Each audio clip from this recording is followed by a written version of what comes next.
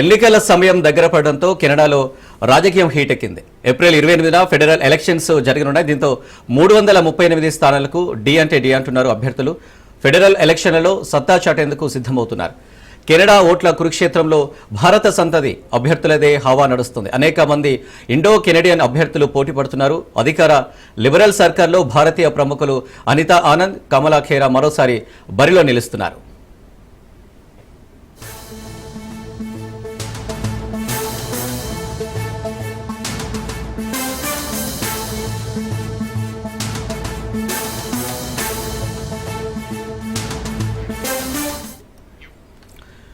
ఒటావా నుంచి ప్రధాని mark Carney పోటీ చేస్తున్నారు. ఇప్పటివరకైతే లిబరల్ పార్టీకి అనుకూలంగా పవనాలు వీస్తున్నాయని సర్వేలు చెబుతున్నాయి. అయితే గట్టి పోటీ ఇస్తుంది కన్జర్వేటివ్ పార్టీ. తగ్గేదలే అంటున్నారు పొలియెవ్రా. రాజకీయాల్లో ఆరితేరిన లీడర్గా పేరొందిన పొలియెవ్రా ధరల పెరుగుదల, హౌసింగ్ సంక్షోభంపై గలమెత్తారు. కెనడా ఫస్ట్ నినాదాన్ని ఎత్తుకున్నారు.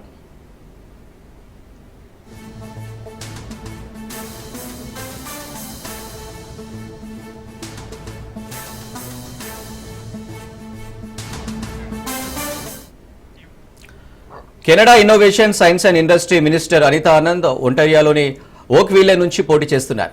అనితా ఆనంద్ గతంలో ట్రాన్స్పోర్ట్ మినిస్టర్గా పనిచేశారు. అలాగే హెల్త్ మినిస్టర్గా ఉన్న కమలా ఖేరా మళ్లీ బరిలో నిలిచారు. బ్రాంప్టన్ వెస్ట్ నియోజకవర్గం నుండి పోటీ చేస్తున్నారు. కెనడా పార్లమెంటుకు ఎన్నికైన అతి పిన్న వయస్కురాలైన మహిళలో ఆమె ఒకరు.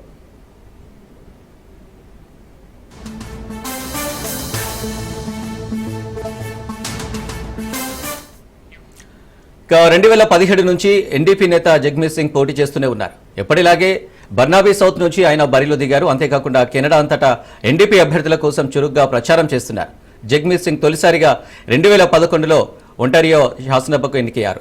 మైనారిటీ నేతగా ఆయనకు పేరుంది. 2021 నుంచి 3 ఏళ్ల పాటు ట్రూడోకు మద్దతు పలికారు. 2024 సడన్ గా మద్దతు ఉపసంహరించుకున్నారు జగ్మీత్ సింగ్. ఇక పీపుల్స్ పార్టీ ఆఫ్ కెనడా నుంచి జేఎస్యూ బ్రహ్మభట్ సత్తా చాటేందుకు ప్రయత్నిస్తున్నారు. కాల్గరీ మిడ్నాపూర్ నుంచి సంజీవ్ రావల్, బ్రాంప్టన్ ఈస్ట్ నుంచి మనిందర్ సిద్ధు అదృష్టాన్ని పరీక్షించుకోనున్నారు.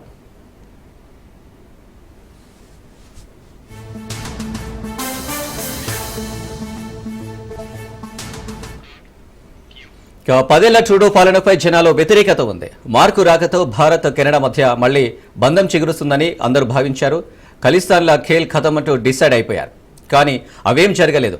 ఎప్పటిలాగే ఇండియాను బ్లేమ్ చేయడం మొదలుపెట్టింది ఒటావా. త్వరలో జరగబోయే ఎన్నికల్లో చైనాతో పాటు భారత్ జోక్యం చేసుకునే అవకాశం ఉందని నోరు పారేసుకుంది. దీంతో ఇరు దేశాల మధ్య దౌత్య వివాదం పీక్స్కు చేరడం ఖాయంగా కనిపిస్తుంది. మరి మనోళ్లు గెలిచైనా ఇండియా కెనడా సంబంధాలను మెరుగుపరుస్తారో లేదో చూడాలి.